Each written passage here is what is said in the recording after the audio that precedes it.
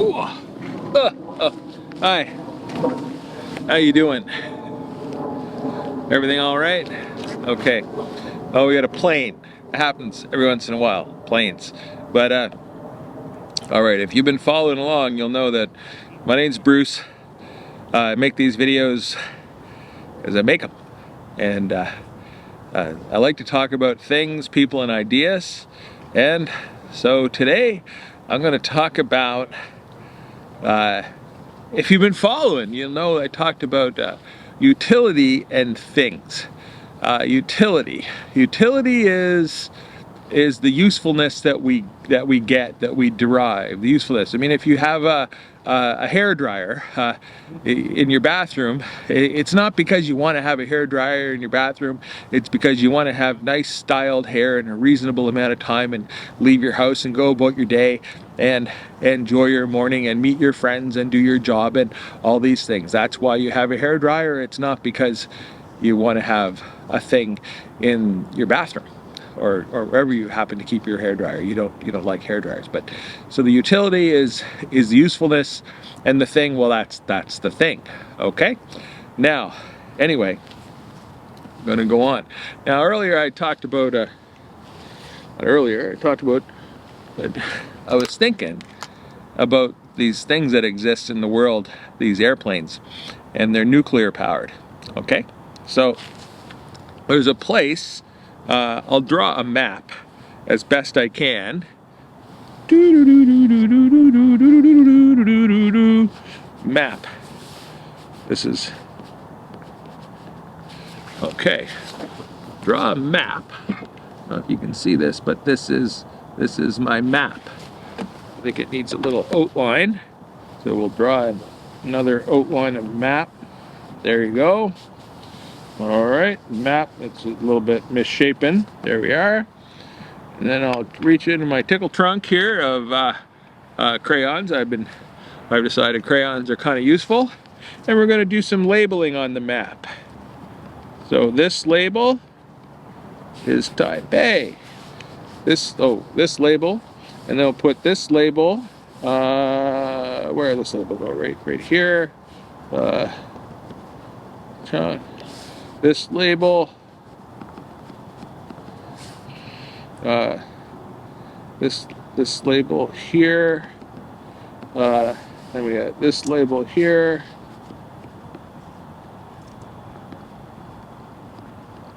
And you're gonna have to forgive me.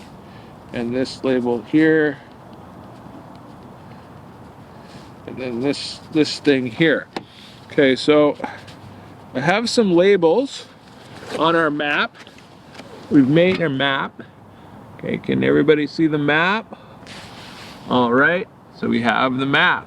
Map's important, sort of. It's not that important. But this map is the map that I've drawn of Taiwan. And Taiwan has some magical things there. They have airplanes that are powered by nuclear. They have nuclear powered airplanes. I'm going to explain. Right around here, I'll do a different color. This spot. Okay, you can see in this spot right here, there's a nuclear power plant. Okay, and I'm going to put some distances.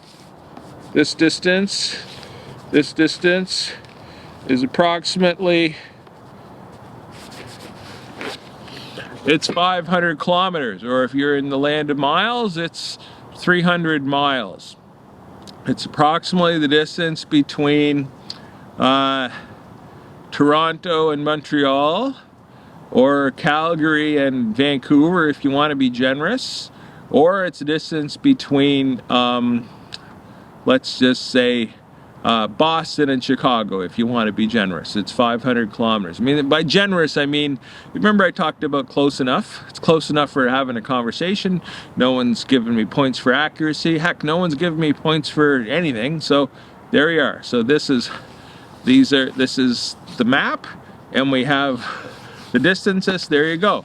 Now, okay, this idea of utility and things. All right.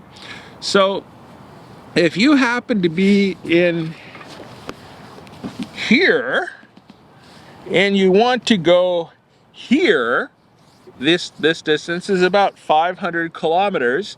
And if you happen to want to do that in 1988, then what you did was you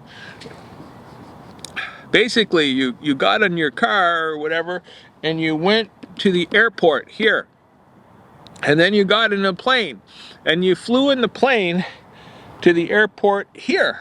Okay, so you go to the airport, takes you an hour or so to get to the airport, takes you an hour, hour and a half, whatever, to get organized, to get on the plane. You wait in line, you get on the plane waits in line, the plane takes off, the plane flies, burning jet fuel to this position right here, lands, and then you kind of unpackage yourself from the plane and you can go about your day. And so in, I think I said 1985, but that's close enough. There was an airport here, there's an airport here, there's an airport here, there's an airport here, there's kind of an airport here, there's an airport here, and it's really nice over here. This is east. Anyway, beaches, I recommend it. But airports, planes, you get the idea.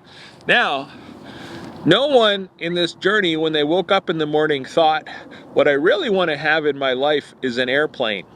No one thought, geez, I wish I had an airplane in my backyard so that I could go places. No one thought that. What they really thought was, geez, I wish I could just go places. So 40 years ago, actually at this moment, I think it's about 45, 48 years ago, the conversation first came up and they said, well, hey, wait a second, what if we just have a train, a really, really fast train, okay? And what if that train went from here to here to here to here to here? There you go, and a little bit over here, but there's trains here, but they're slower. But there's really fast train, okay? And what does it mean by fast? Well, fast means, well, what if a train can go, they just made it up. Let's just pretend the train can go 500 kilometers an hour. Well, okay, well, let's plan to make a train that's going to go 500 kilometers an hour. And then what happened is somewhere along the lines of 45 years, 500 kilometers an hour went from 500 kilometers an hour to about 320 kilometers an hour. All right. Now the 500 kilometer an hour number, that was imaginary. It's a fairy tale. It exists somewhere in the world, but it doesn't exist here. And it's this might even be 400. I can't remember exactly, but the point is that, you know, 500 is what you want, but 300 or 400 is what you got. And it's a difference between, like, these videos, okay? I make videos, I wish they were like fantabulous, like beautiful, like Steven Spielberg making videos. But I know that I can't do that, that I'm not going to. So I decided a while ago that rather than let perfection be my guide, I'm going with good enough, okay? So in the decision-making process, someone decided that 300 or 350 kilometers an hour or 400 kilometers an hour was good enough. And magically, do you know what happens? Is you can get from here to here on this train, which is very, very comfortable and leaves very frequently. You can get from here to here in, let's call it an hour and a half. Now, an hour and a half is a time that it used to take you to get from your apartment to the airport. Okay, from the apartment to the airport, that was an hour and a half. But now, the same amount of time, you wind up magically in the place that you wish to be.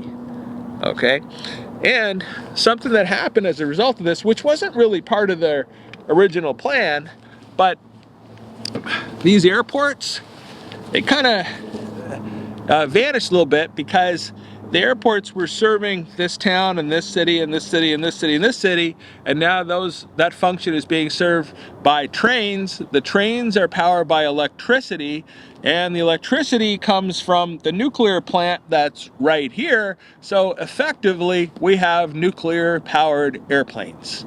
Okay, you're getting the utility, or better than the utility, that you got from the airplanes. You're getting them from the trains. They have zero carbon emissions, and magically they go.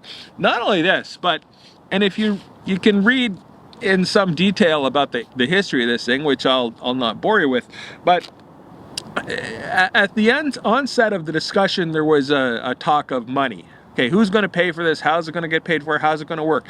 Now, if you recall again, in my videos, I talk about how, or I wave my arms around it a bit because it gets a little thick, about how governments in progressive taxation entities like a provincial government or a federal government actually does not spend money in the same way that you or I spend money. It's a different deal. They're concerned with resources and utility and maximizing the well-being for everyone. Okay, that's really what happens. But this project, this train project, and there's more, was created by the government, and it exists and it's real.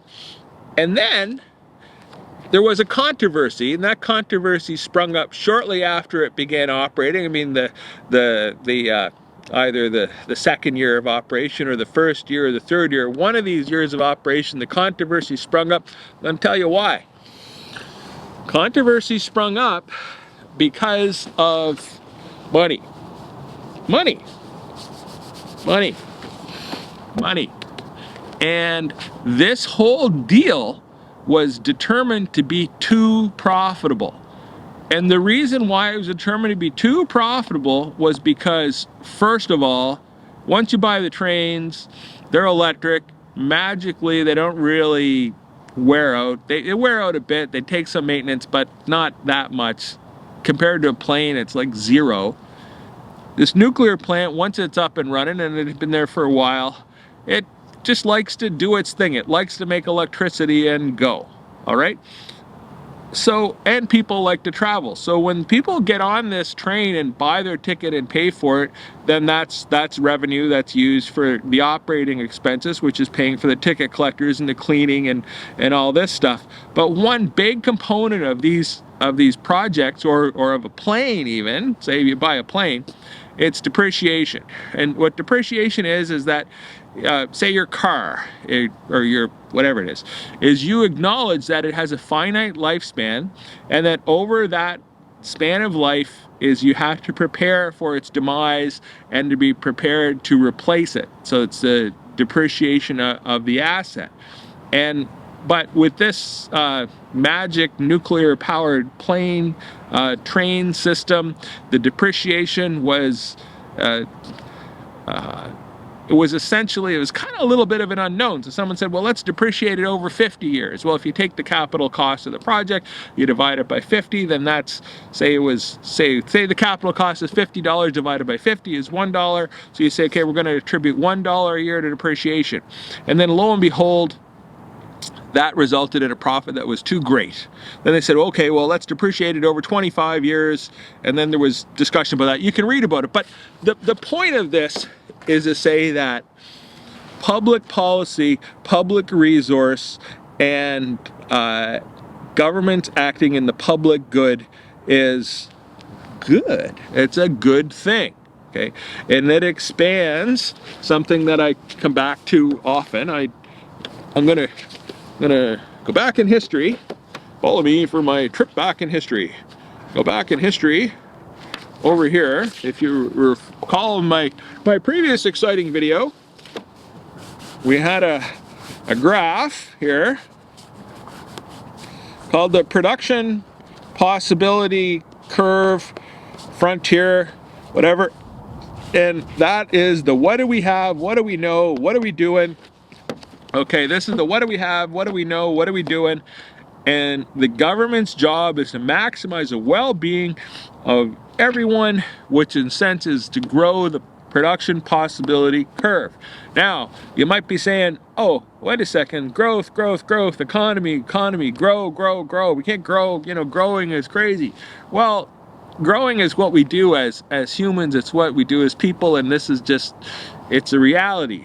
And I talked about criteria, so that the discussion about these nuclear powered planes is what it's done is this idea of criteria is you've gone from consuming jet fuel, which is a carbon emitting environmental catastrophe, to consuming electricity that you already have that is relatively benign. I mean, we can talk about nuclear and the relative benignness of it. I mean, nuclear compared with anything is less harmful to the environment. Well, relatively anything. I mean, we can make some fine points there. I'm gonna talk about nuclear in some more detail perhaps later. But a point is that someone say, well, nuclear is okay. As someone that's been in a coal mine, as someone that's been at the forefront of the oil and gas industry, as someone that gets a sense of scale, nuclear for the win. Okay, clearly. It says, well, what about Chernobyl? Well, the fatalities, that was bad, but how many people do you think are killed in the coal industry every week? It's enormous. But what I'm sort of digressed here for a second, and I've digressed into a thing that I disavow. It's called whataboutism. Don't do it. It's bad. I was doing it. I caught myself. But anyway, the point of this is to say that that you have to recognize that what you really want is the utility, and the object that delivers you the utility is not what you want. It's just that you want to go there. I mean, you don't necessarily want to have a car sitting in your driveway, but we tend to do that. But what we really want to be able to do is take our children to soccer games and have groceries. All right. Anyway, thank you very much. My name's Bruce, and if you can tolerate these videos, please hit the like button. I like it when people like my videos, and please subscribe. I really like it when people subscribe. It's like it gives me a sense of yay, sense of yahoo. There you are, and that's it. And please also leave a comment. There you are. If you managed to sit through this whole thing, thank you very much. Okay, bye now. And my Crayola crayons, they're awesome. Put them back in my box. Crayola. Hey, you know what? I didn't mention a person. I think I'm gonna mention a person, and that person is going to be the person that thought that those trains were a good idea. Thank you to them. Okay, bye. It's a lesson to us all. See ya.